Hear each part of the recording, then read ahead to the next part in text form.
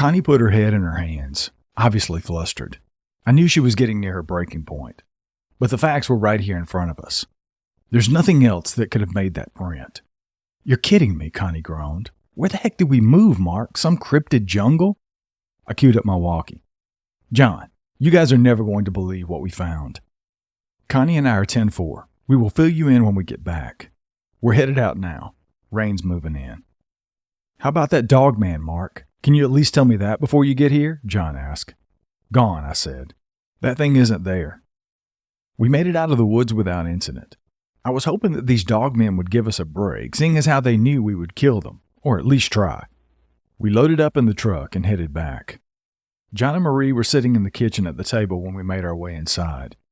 We both joined them at the table. Did we imagine it, Mark? Was that some hallucination between the two of us? John asked, perplexed. I don't know, John. I clearly shot it right in the face.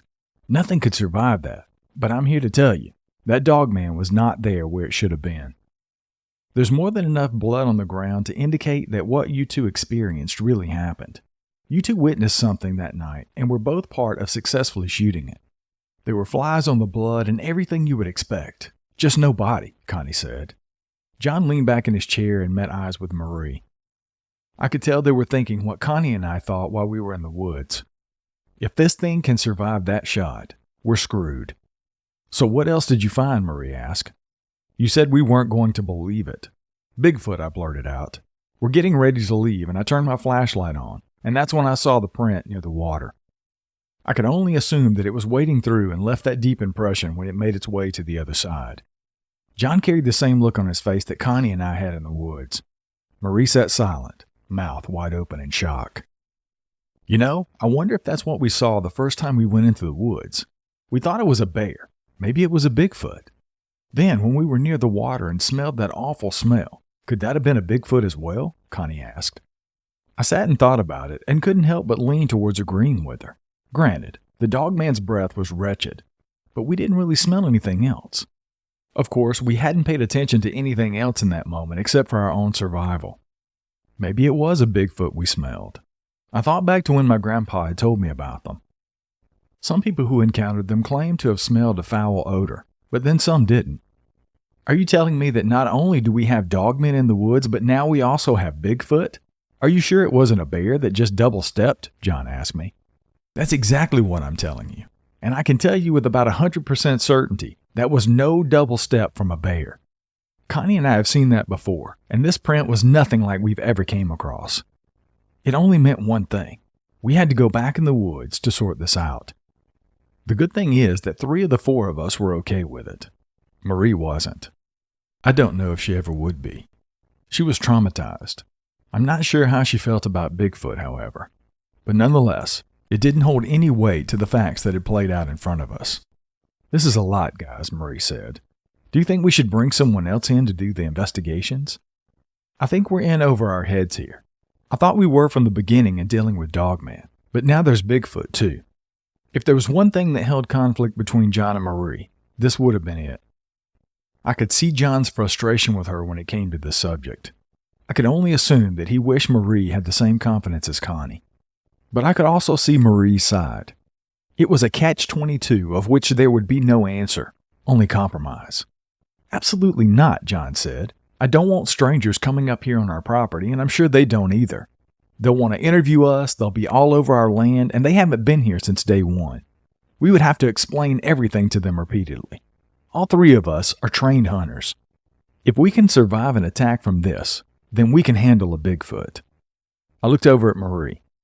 I think researchers mean well, and they do find interesting evidence, but they'll come here to look for what we've already found. We don't need evidence of their existence. We need a solution to the fact that they exist here at all. From what I've learned as a young kid, Bigfoot are generally harmless unless threatened. What do you think the connection is between Dogman and Bigfoot? Connie asked. Did your grandpa ever say anything about it? I chuckled. No, Grandpa didn't say anything about Dogman. Of course, back then, they would have gone by a different name. Maybe they'd have just called them werewolves back in those days. I'm not certain what the correlation could be between the two, honestly. I would think it would be a clash for a territory. But one thing's for certain, they're both here on our property. I knew we would have to take a different approach to this to fully understand what was going on and how to handle it. John, I think a good approach to begin with is to pull up that website you searched a couple of weeks ago and see if there have been any reports of either Dogman or Bigfoot in our area or the surrounding areas. Did you or the neighbor ever experience anything strange outside of the visual you two had? I asked. John thought about it. Well, no. But I also don't really know the signs to look for concerning Bigfoot. We just had those two visuals of this creature. I guess there could have been signs all around us, but not knowing what to look for or even considering that Bigfoot could have been here, we didn't pay attention. Connie spoke up. What would be the likelihood that maybe this, what we call Dogman, is some misidentified Bigfoot? I didn't know if that could be possible. What John and I saw in the woods was nothing at all like what my grandpa had described. His encounters were with something large, broad, and had similarities of apes. What we saw was clearly canine. Long snout, sharp teeth, and pointed ears. Nothing at all fitting the description I'd heard of a Bigfoot. Of course, it's all up for interpretation. Maybe some people have seen Dogmen and thought they were Bigfoot. There's so many unknowns, it's just hard to tell. How about Marie and I head home and we'll see what we can come up with, John said. In the meantime, you and Connie stay put and out of those woods. I appreciate the spirit that you guys have for solving this, but it has to be done together. It also has to be handled carefully so none of us get hurt. It's not worth risking our lives over.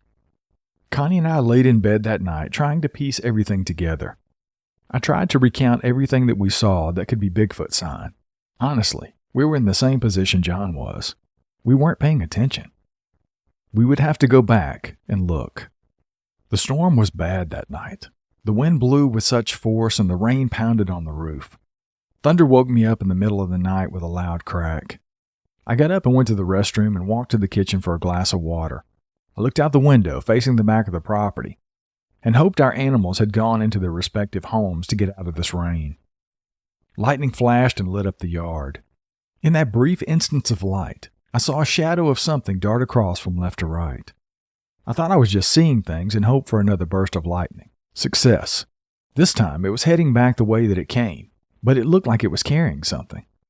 An awful thought instantly came to my mind. Our animals. This thing just took one of our chickens. I ran to our bedroom. Connie, wake up. This thing took one of our chickens. We have to go secure the coop now. Thunder roared overhead again. Connie sprang from the bed and threw on her rain boots and raincoat. It was absolutely pouring. The rain fell so hard we could hardly hear each other talk. There's a hole in the top of the coop, Mark. This is metal netting. How did it get there? Connie yelled over the thunder crashing. What about the chicken house itself? It's wooden. The chickens would have been in there because of the rain, I yelled back. Connie looked closer. No, Mark, there's no damage to the chicken house. It's like whatever it was just reached in and grabbed it. We need to at least get a tarp and throw over the top of it to block the rain, and we'll come back in the morning and look when we can see better, and hopefully then it won't be raining. I ran to the garage and got a big blue tarp and some zip ties. We secured the chicken coop as much as possible and went back inside. Connie was angry. She threw her yellow rain slicker into the mudroom along with her boots. This is bullshit. This is a brutal storm, Mark. What would trek out into that to steal a chicken? Are you sure it was just the one? Connie asked as she dried herself off with a towel. I can only assume it was one, I said. I was standing at the sink looking out the window when the lightning lit up the yard. I saw a large dark shadow running from left to right, and when the lightning flashed again, it was running from right to left, and this time with a chicken. That's when I woke you up. Connie glanced over at her watch and realized it was almost 5 o'clock in the morning. No sense trying to go back to bed after that. Would you like some coffee? She asked as she made her way to the kitchen. I finished drying off and walked into the kitchen with her. Yes, I'd love some. Thank you. I called John a little after 8. I explained to him what had happened. Connie and I had already been out to check the coop and all the other animals. It looked like only the one chicken was taken out, but that was still one too many. Have you been able to find anything out? I asked. Nothing had gone near our livestock until last night. I don't believe in coincidences, but this is a little strange that nothing happened until we spotted that Bigfoot print. I don't know if they just showed up on our property or if they've always been here. All I know is that when we thought it was just Dogman, as strange as it sounds, nothing messed with them. I did a good bit of digging last night when Marie and I got home, and this is what I found. The Dogman was first sighted back in the late 1800s in Michigan. It seems that the sightings of this creature start there and go all the way up to today in different locations. Since we're bringing Bigfoot into the mix now, I had to look them up as well. They have a bigger history than Dogman does, but it seems like both cryptids have been played widely into the creature culture. I followed that rabbit trail and found that they've been given different names throughout history, such as bear wolf, man wolf, and indigenous Dogman. I also read that some people have said it was a type or separate species of Bigfoot, but obviously no one knows for certain. I did find 7 different pictures of this Dogman creature, and I can tell you with certainty that I saw at least 2 of the 7. The one that you shot and that we were face to face with was on the list. I saw another one through my binoculars before you got there that night on the ridgeline. It looked like a hyena, which was also on the list. To say I was impressed would have been an understatement. He had clearly been up most of the night pulling all that information. Thank you for doing all that, John. I really appreciate it. It's very insightful. Did you happen to see any way that we can safely get rid of them? I asked. I've seen a few ways, but none of them are foolproof. I read about people putting bright lights on their property and leaving them on, spreading salt around, and then I even read something about putting sulfur around your property. I also read an article about putting up trail cams. For some reason, trail cameras help deter them both, the Bigfoot and the Dogman.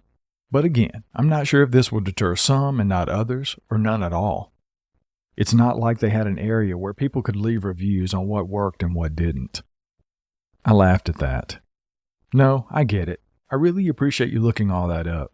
I'll get with Connie and maybe we'll leave some bright lights on or put some trail cams up near our animals, or maybe at this point we'll do both.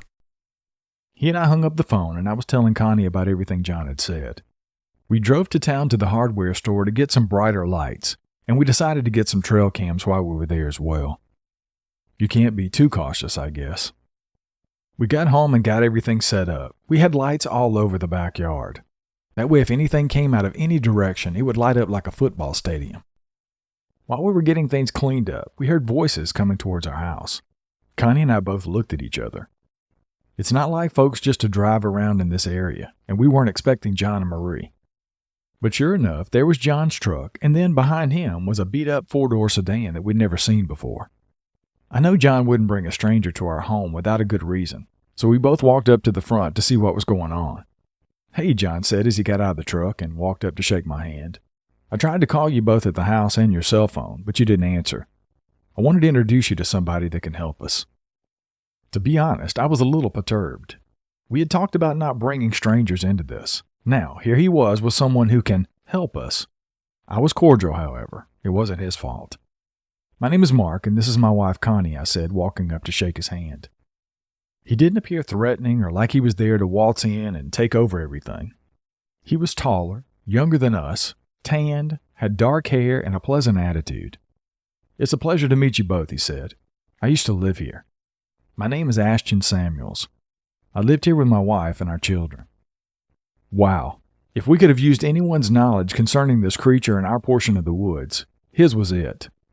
He could give us much-needed insight on everything, like when the activity started for him, how long it was before this creature started harassing them, and more importantly, did he also have experiences with Bigfoot? See, when we purchased the house from them, it was strictly between us and the realtor. We signed all of our documents online and sent them over at closing, so our schedules never matched up for us to be here at the same time. So I'd never met him face to face. Yes, I said excitedly, it's nice to meet you. We've done quite a bit since you were last here. Come on, I'll show you around and we can talk. We all walked to the backyard and started showing him everything we'd added, fixed up, and of course our livestock. You all are really brave putting all these animals here, Ashton said. We had our dog and a few chickens, but that's it. We were told by the neighbors before us that bringing in any kind of animal here was a bad idea. John and I cut our eyes at each other. I see. He didn't say why, I asked curiously. Ashton shrugged his shoulders. He didn't really go into any detail. He just said he didn't want to talk about it. But he was peculiar anyway, so I didn't really pay him any mind. I wish I would have now. It could have saved my wife and I a lot of headache and stress. Just then, he noticed the chicken coop with a large blue tarp over it. He walked over to it and was looking around on the ground and the whole perimeter. John, myself, and Connie walked over. "What are you looking for?" Connie asked. "It was here, wasn't it?" Ashton said as he looked over the top of the coop. "That's why the blue tarp's here. I was looking for any prints." I walked around to the back where he was standing. "What was here?" I asked. I already knew the answer to the question, but I wanted him to say it as confirmation that we were all talking about the same thing. "I don't know exactly what it was," Ashton said. "I only seen it once, but it was like nothing I'd ever seen before. It was tall, had to be every bit of 7 feet tall or maybe even a little more. It had a long torso, and its eyes glowed amber in color. My wife and I saw it coming out of the woods at the dead end one night when we were walking. We saw it coming through the trees. The moon illuminated it just enough so we could get a good look at it.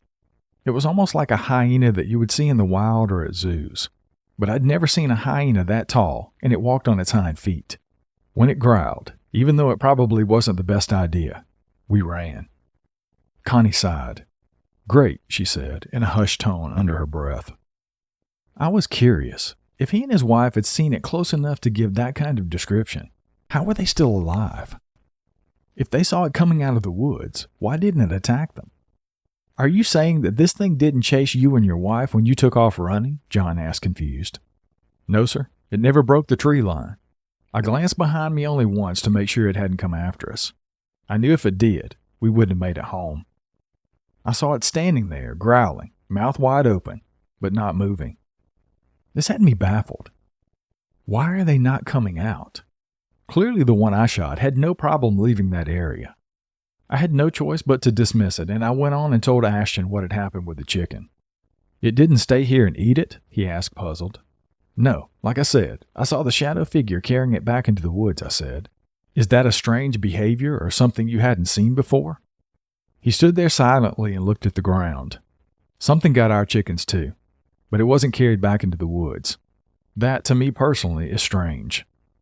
I just never put two and two together that what my wife and I saw that night could have been what got our chickens until now. We just figured it was something that lived in the woods. You know, something of this world. But maybe it wasn't." I felt bad for the kid.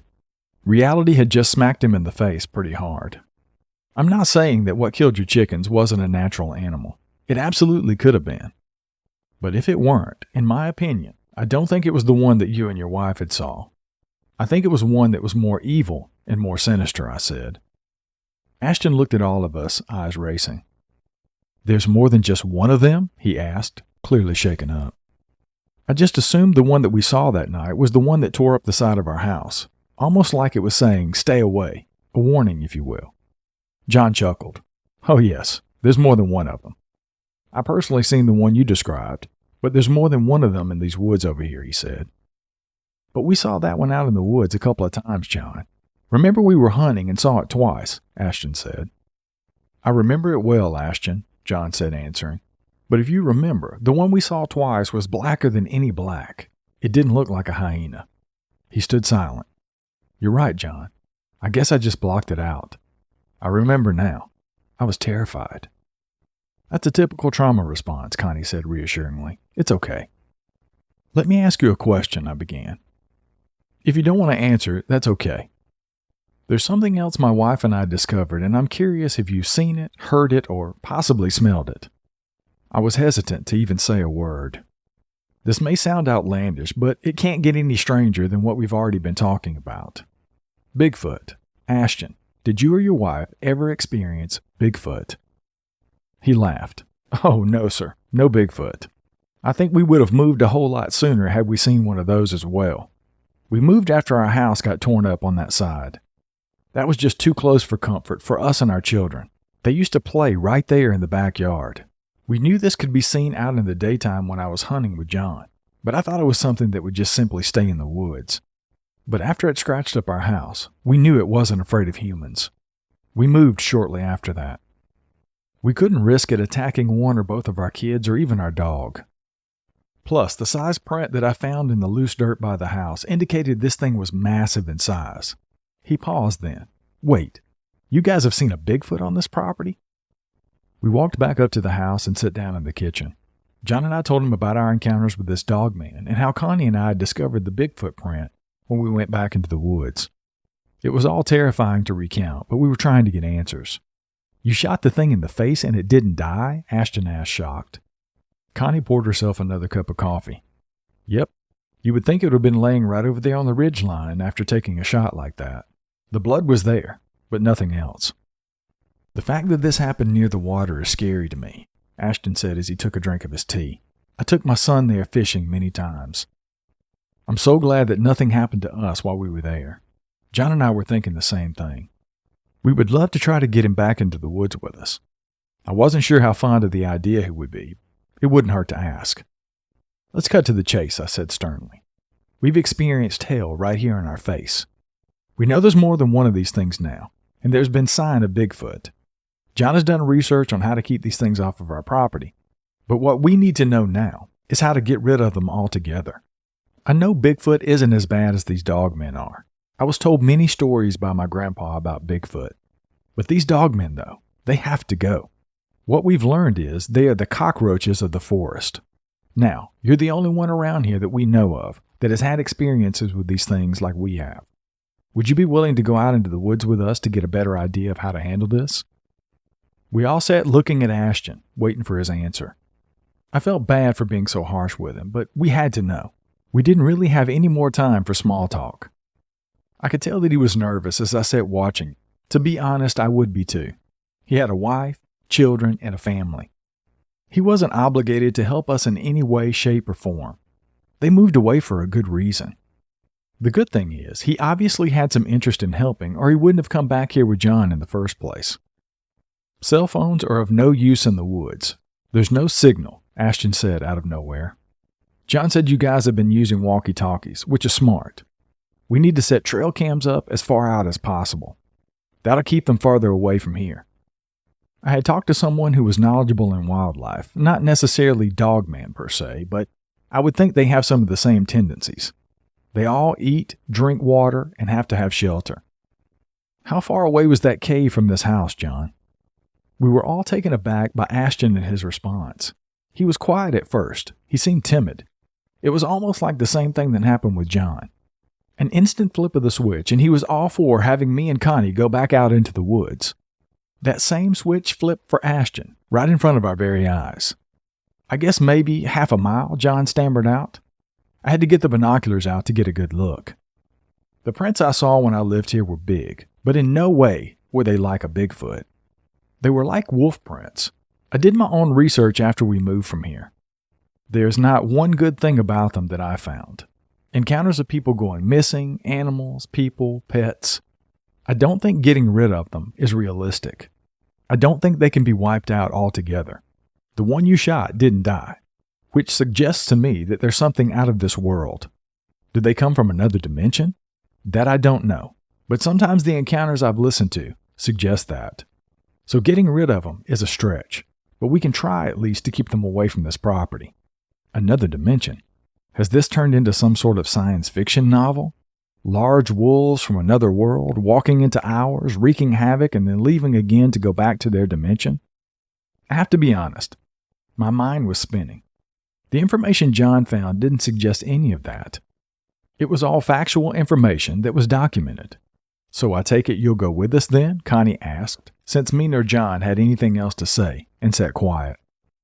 We had halogen lights, trail cams, walkie-talkies. We just needed another set of eyes. Someone else who knows something else about this. Ashton reached out and shook my wife's hand. I'll be there. I'll do everything I can to help. But if this goes bad out there, we can't be heroes. We have to leave. These creatures are big, strong, and powerful. I know you know that based on your own experience. You won't win one-on-one with them. I'm glad Mark and John did, but they're obviously the exceptions to the rule. I guarantee you, it won't happen twice. Ashton left and went home to talk to his wife about everything. Connie and I finished making sure that everything was taken care of on our property. John left as well to go home to talk to Marie. She was over the whole thing and was trying to keep away from us as much as possible. She just wanted to tuck it away and be done. I understood her stance, though. I wish we could all do that, but this was our reality. To be able to continue living our fairy tale life as Marie wanted to see it, we had to take care of the evil villain.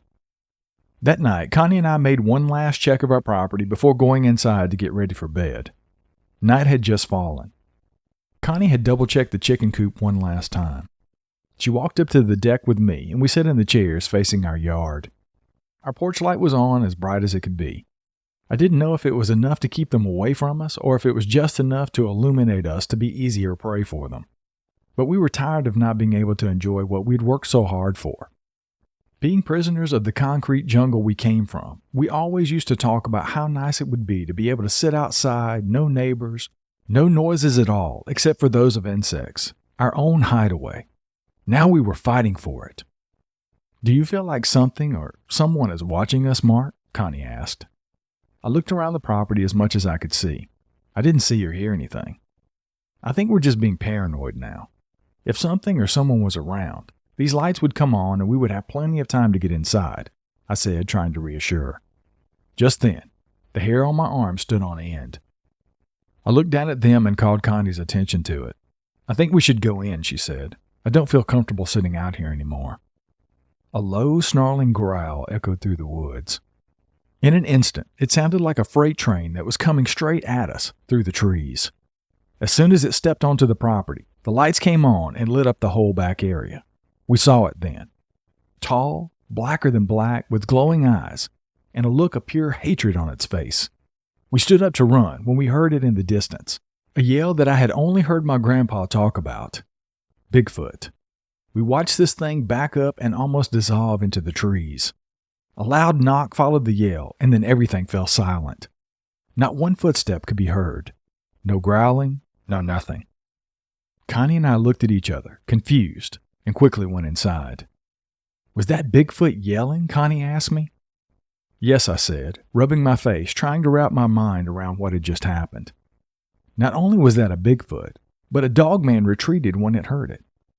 That Bigfoot saved our lives.